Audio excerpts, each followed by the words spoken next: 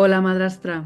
Ya sabes que aquí hablamos sin tapujos de hijastros, ex, discusiones de pareja, de resentimiento, de burnout. ¿Qué te parecería estar en un lugar donde no solo hablamos de esto, sino que lo transformamos? Es lo que hacemos en el programa Ser Madrastra, un espacio para madrastras que están cansadas de consejos vacíos, victimismo y discusiones que no llevan a nada. En Ser Madrastra tendrás acceso a los recursos que aplicamos en nuestro día a día, con ejemplos prácticos y estrategias concretas, rodeada de un grupo de mujeres que te entienden y que están tan decididas como tú a tomar las riendas de su vida. Y por supuesto con nuestro feedback en todo momento, cuando salte el conflicto, cuando te entre la duda, cuando la ex mande ese email, ahí estamos nosotras. La madrastridad puede hacer que la seguridad en ti misma se tambalee y dejes de reconocerte. Que mientras tienes claro tu rumbo en muchos aspectos, en este te sientas perdida. Que aunque aparentemente todo esté bien, no consigas sentirte parte de la familia. Trabajando con nosotras, las mujeres transforman su madrastridad de manera profunda y duradera. Aquellas que dejaban de dormir 2 días antes de cada visita de sus hijastros llegan al fin de semana con tranquilidad. Los mails explosivos de la madre ya no tienen la capacidad de estropear su día. Las discusiones en bucle con su pareja dan paso a una sensación de equipo. Antes la madrastridad consumía toda su energía y ahora están enfocadas en sus proyectos y en vivir en familia como ellas quieren. Si estás preparada para transformar tu madrastridad, entra en sermadrastra.com y pide tu entrevista de valoración gratuita. Como acompañamos cada caso de manera muy cercana, las plazas del programa Ser Madrastra son limitadas. Si escuchando este capítulo piensas que ya no quieres sentirte así, este es tu siguiente paso. Reserva ya tu valoración en sermadrastra.com y asegura tu plaza. Hola, hola, hola, madrastras, buenos días. Hoy traemos un tema que seguro que os va a resonar. Hoy hablamos de las ex narcisistas o de lo que nosotros consideramos que son ex narcisistas. Somos Aina y Berta, esto es Ser Madrastra y aquí abrimos un espacio de debate.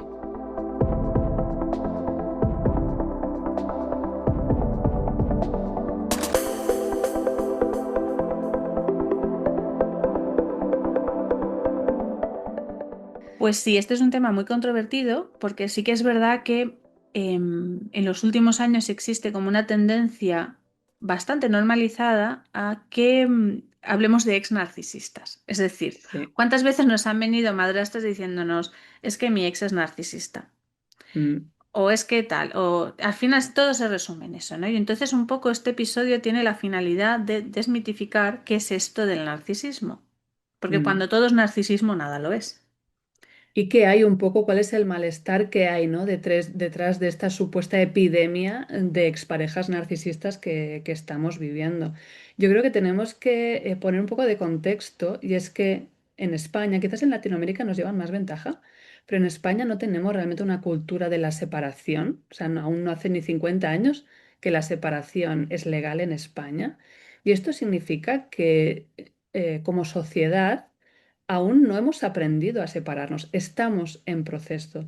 Y esto genera muchas situaciones donde se da un nivel de sufrimiento y un nivel de violencia muy intenso. Yo creo que estas personas, ¿no?, que identifican a la expareja de su pareja como narcisista, probablemente estén viviendo los efectos de esta falta de cultura de la separación en la cual al final lo que se genera es muchísimo sufrimiento.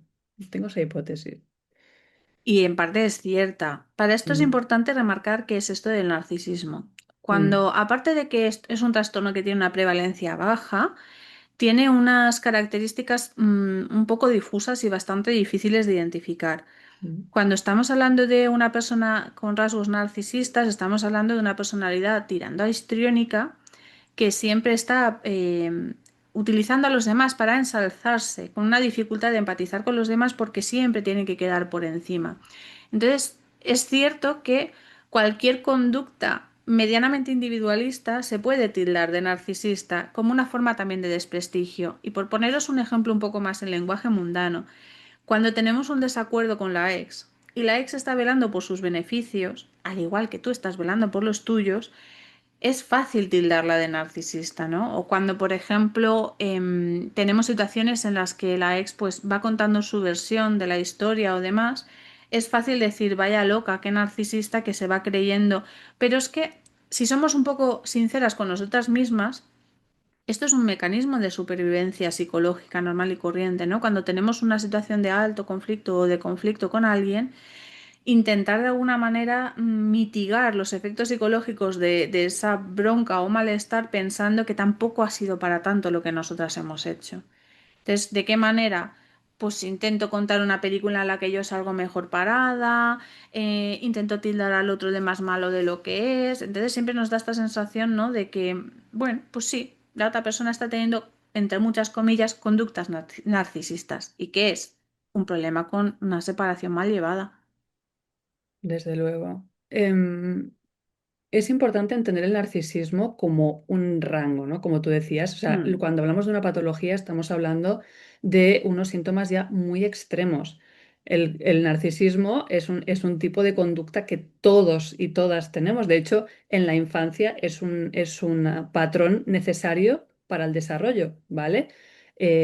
¿Por qué? Porque identificamos cuál es la manera de ser que nuestros padres van a aceptar y por la cual nos vamos a querer y entonces es como que vamos renunciando a partes de nosotros para estar acordes a esa imagen de nosotras que va a ser aceptada, ¿vale? Esto es un proceso narcisista que tiene que ver con encajar a nivel social.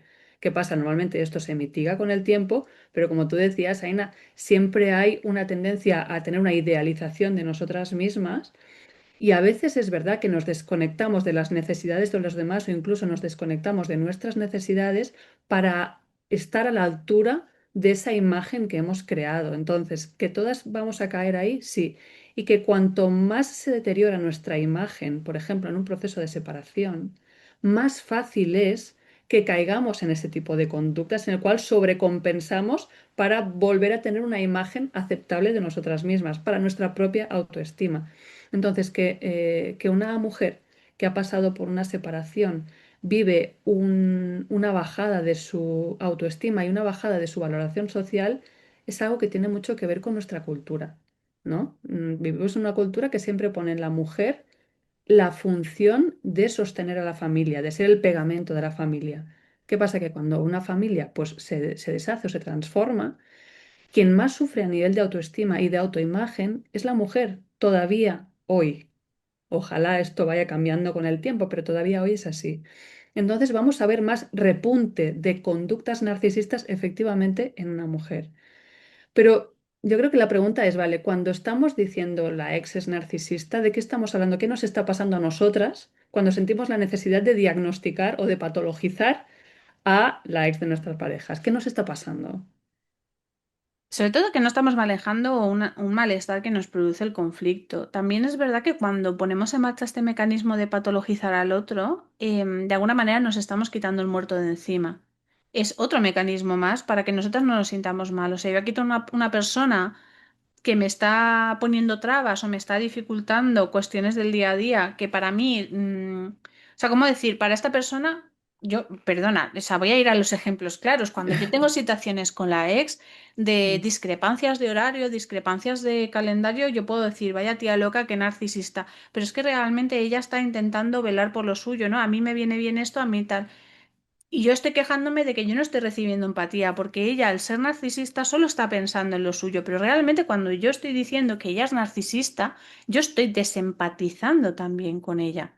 O sea, es mi mecanismo para ponerme por encima y decir, bueno, es que yo siempre voy a tener un conflicto con esta persona porque al final está tarada, ¿no? Es básicamente lo que estoy haciendo cuando estoy haciendo esto. Pero la realidad es que no deja de ser una persona que tiene sus dificultades, que a mí me gustaría que se expresara de una manera mucho más positiva o que fuera mucho más asertiva, pero yo tengo esto, una persona pues con sus dificultades y yo también las he tenido en otro momento, ¿no? Yo tampoco he sido siempre la persona más asertiva del mundo. Si de pronto me hubiera dicho alguien, eres una narcisista, posiblemente me hubiera herido. Con esto lo único es instaros a la reflexión e instaros también a empezar a ser un poco cuidadosas con el lenguaje que utilizamos, porque de la misma manera que nosotras diagnosticamos con tanta alegría, podemos ser diagnosticadas. Y esto es algo que pasa a las madrastras, ¿no? Porque al final las madrastas de por sí ya recibimos un montón de etiquetas, ¿no? De gansas, mm, golfas, frescas, rompehogares. Encima también vamos a recibir, yo qué sé, otros, ¿no? ¿Y mm. nosotras qué hacemos devolviendo eso a la ligera? Digo yo, ¿no? Pensemos. Sí. Yo creo que ahí al final lo que estamos ejerciendo es una forma de violencia, Tal ¿vale? cual. Porque diagnosticar al otro, como tú decías, es una manera de ponernos nosotras por encima y denigrar al otro. Y al final creo que cuando caemos en patologizar, ¿no? El típico, pues eso, el decir que es una narcisista, estamos quitando el foco de una dinámica de violencia que al final se transmite de unos a otros en los procesos familiares y en los procesos de separación.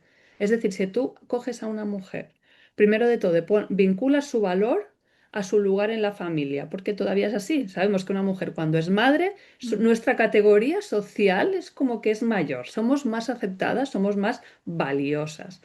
Y además, si estamos en una familia unida y nuclear tradicional, ¿vale? En el momento en el que dejamos de cumplir con ese estándar, sentimos que nuestra categoría social baja.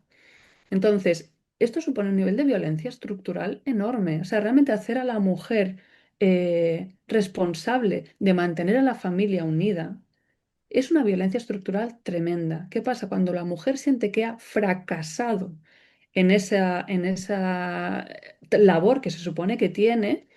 ¿Qué hace? Es muy fácil que empiece a transmitir esa violencia, mm. ¿vale? La transmite a los niños hablándoles mal de su padre para volver a ensalzarse ella, la transmite queriendo que el padre pague por lo que no ha hecho y utiliza herramientas pues que al final pueden ser muy coercitivas. Ya lo sabemos, estamos hablando de interferencias parentales, estamos hablando de uso del sistema judicial para hostigar a la otra parte, ¿vale? Entonces, estamos viendo una violencia que es social y que se transmite. Si ponemos el foco solamente en el individuo y la enfermedad, no nos damos cuenta de que hay una estructura social que hay que cambiar. Dejemos de hacer a las mujeres responsables de todo lo que ocurre en la familia y de culparlas a ellas cuando una familia se transforma o de verlas como menos. Total. Pero sobre todo es que es la única manera que tenemos de romper la estructura de violencia. O sea, al Mm. final nosotras estamos constantemente recibiendo violencia desde que somos niñas por los estándares físicos, los estándares de comportamiento y demás.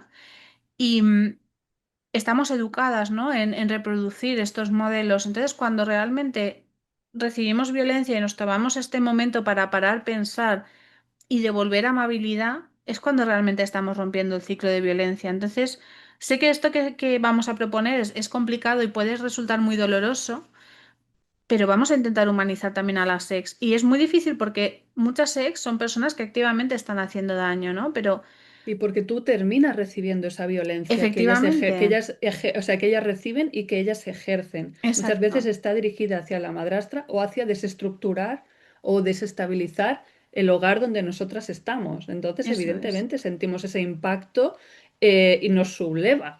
Es Pero normal que nos subleve. fíjate cómo esto también sucede cuando hablamos de violencia de género y disculpadme por favor que voy a tocar un tema sensible salvando las diferencias. Cuando hablamos de violencia de género se ha hecho una campaña de educación en no son personas enfermas, no son psicópatas. Tenemos que también que dejar de utilizar la palabra psicópata tan a la ligera. Son personas sanas que han vivido una estructura de violencia que están reproduciendo. Mm. Entonces, podemos clonar esta situación y este modelo de educación cuando es el tema de la ex, por favor. Vamos a dejar de llamarlas narcisistas. No son personas enfermas con una patología, son personas sanas que están teniendo dificultades. Y cuando hablamos de que tienen dificultades, no estamos eximiéndoles de responsabilidad de lo que hacen, pero sí estamos intentando ver las cosas como son. Mm, es una persona que quizás debería pedir ayuda y no la está pidiendo, y eso es una mierda, hablando en Mm. plata, ¿no? Y es normal que lo que esté haciendo te está haciendo daño, pero en el momento en el que tú la estás patologizando, primero, es una falta de respeto, es un acto de violencia y segundo, la estás eximiendo de responsabilidad. Porque le estás poniendo toda la responsabilidad que tiene esa persona en sus acciones en una patología que no tiene. Entonces yo creo que hay que dar una vuelta a lo que estamos haciendo. Estamos instrumentalizando las patologías para nosotras encontrarnos mejor, intentar dar sentido, las estamos utilizando para entender por qué una persona puede estar activamente queriendo hacernos daño. Y hay veces que la única respuesta posible es incluso porque es mala persona.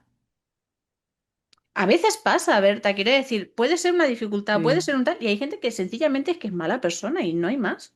No hay ya. patología detrás de eso. Ya. A ver, yo ahí ya sabes que discrepo con la etiqueta de mala persona, pero Ya, bueno, entiendo pero que me cada entiende que no, una no tiene tiene ahí que haber una su... motivación clara, eso es a lo que me vengo a referir con lo de la mala persona. No digo que todas las ex tengan que ser malas personas, pero hay gente que sencillamente no tiene una motivación, es que su fondo es así, es que su forma de vivir es Mm. esa. Como sabes, Aina, yo tiendo a discrepar de usar esta etiqueta porque siento que cambiar la etiqueta de narcisista por la etiqueta de mala persona nos vuelve a poner en lo individual. Dejamos de ver una vez más la estructura que hay detrás. Muchas mujeres que se han separado ejercen violencia porque desde su lugar se les permite eso. Es Ujú. decir, yo como mujer en la relación con un hombre en general no tengo muchos recursos para ejercer violencia, pero si me he separado y tengo hijos, sobre los hijos sí que se me permite porque yo estoy por encima. Entonces, a través de los hijos genero violencia hacia el otro lado. Entonces, para mí, una persona que a raíz de su malestar decide ejercer esa violencia tiene una responsabilidad, desde luego, y es necesario reconocer esa violencia. No estoy de acuerdo con la etiqueta porque siento que no me ayuda a revertir, ni a identificar lo que me está pasando, ni a revertir esto ya como educadora y a nivel social, ¿no? Quizás esa es un poco la incomodidad que me genera la Ujú. etiqueta de mala persona, aunque entiendo el malestar que hay detrás. Fíjate, pero no era tanto el malestar, sino al contrario, porque te explico, tienes razón en lo que dices, me parece guay abrir este debate aquí e instalar la reflexión incluso entre nosotras. Y es porque realmente a mí me ha aliviado pensar que hay personas que sencillamente no tienen una motivación, que sencillamente mantienen los patrones de violencia, ¿no? Cuando yo hablo o digo que esta persona es mala persona, lo que estoy haciendo es dejar de darle vueltas a por qué está actuando así. Vale, o sea, Es porque estás... sencillamente es así. Para Ujú. mí, esa persona, pues bueno, tiene un fondo desagradable o me genera un malestar o tal o no sé qué, y entonces es una manera como de cierro esa puerta. Coloco, ubico, cierro esa puerta, ¿no? Porque sí que es verdad que también nos pasa mucho cuando patologizamos, lo que estamos intentando es entender qué está pasando, ¿no? Por qué el otro Mm. actúa de esta manera. Y cuando yo digo que estás enferma, empiezo a ver una sintomatología que casa con lo que sucede, entonces veo una explicación, porque tendemos a explicar demasiado. Entonces, a veces que sencillamente es porque sí, porque la gente es así y no hay una explicación clara.